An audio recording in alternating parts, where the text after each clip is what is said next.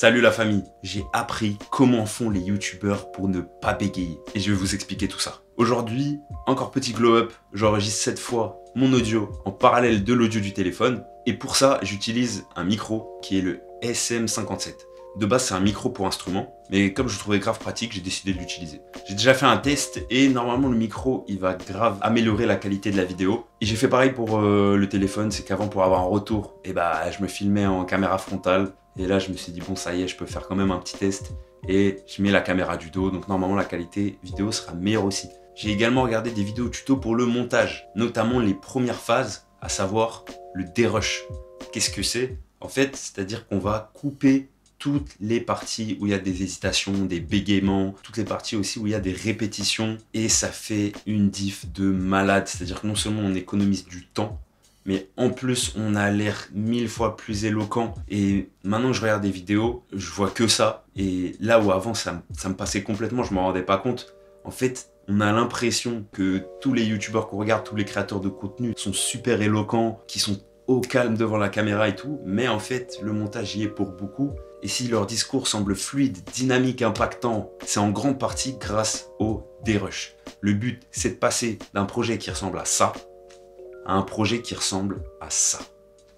Ensuite on colle toutes les parties entre elles et là on perd pas de temps, on a direct les infos et on garde l'attention du spectateur. Et voilà, donc comme j'apprends en pratiquant, le but c'était aussi de faire un premier test et d'importer ça dans le logiciel, voir comment ça fonctionne avec ce micro et je pense pour l'instant c'est plutôt réussi. Comme j'ai regardé des tutos de montage et que j'ai pas trop envie en fait de passer d'un tuto YouTube à un autre tuto YouTube, je me suis même posé la question pourquoi pas suivre une formation en fait pour aller à l'essentiel, avoir un cadre, avoir vraiment un cheminement étape par étape. Du coup, ça reste dans un coin de ma tête, je vous en reparlerai. Hier, samedi, le matin, j'ai eu cours de piano, donc avec mon prof de jazz. On a continué à avancer sur le bac, donc l'invention numéro 13. Il m'a donné quelques conseils sur certains passages et essentiellement, on a toujours fait du main séparé. Ensuite, on a fait quelques exercices techniques, quelques exercices d'harmonie et enfin, on a fini avec le déchiffrage d'un nouveau standard de jazz qui est Black Orpheus. Je le connaissais pas de nom, mais en fait je connaissais la mélodie parce qu'il me semble que ça a été utilisé dans un sample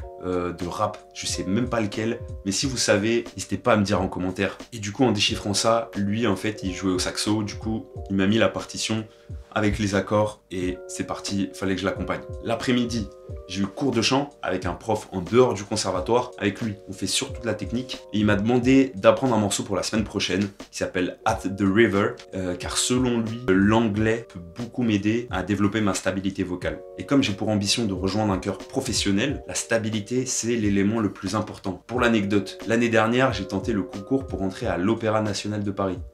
J'ai pas réussi, mais j'étais grave content déjà d'avoir osé le faire. Et en plus, j'ai eu la chance d'avoir quelques retours qui étaient plutôt positifs. Et la chef de chœur, du coup, qui dirigeait un peu cette audition, voilà, elle m'a encouragé à continuer à travailler et de revenir auditionner. Donc ça m'a motivé, c'est trop cool.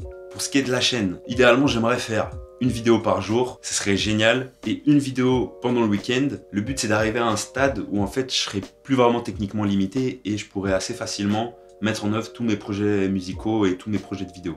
J'ai eu l'idée, pourquoi pas, de vous préparer une vidéo sur mon setup. Je vais vous montrer tous les instruments que j'ai. Bien sûr, j'en jouerai pour vous montrer. Je vous montrerai aussi le matériel que j'utilise quand je travaille. Et j'ai pensé aussi à une vidéo où je vous parlerai des artistes avec qui j'ai collaboré, notamment au piano. Mais je vous spoil pas tout de suite. Il y a quelques anecdotes qui sont bien gauleries. Si vous avez des idées de vidéos qui vous feraient kiffer, n'hésitez pas à me le dire en commentaire. Et avant de vous quitter, j'ai envie de vous partager un morceau sur lequel j'ai travaillé depuis déjà plusieurs semaines, voire plusieurs mois. Ce morceau, il s'appelle Na Na Na de Corey Henry, qui est un artiste que j'adore. Je vous invite aussi à aller l'écouter. C'est la version qu'il a fait en live à la radio. Et j'arrive pas encore à la jouer complètement, mais j'arrive à en jouer une bonne partie et c'est ça que j'ai envie de vous partager avant de vous laisser. Donc on se dit à très bientôt et on va progresser ensemble de malade. À bientôt la famille.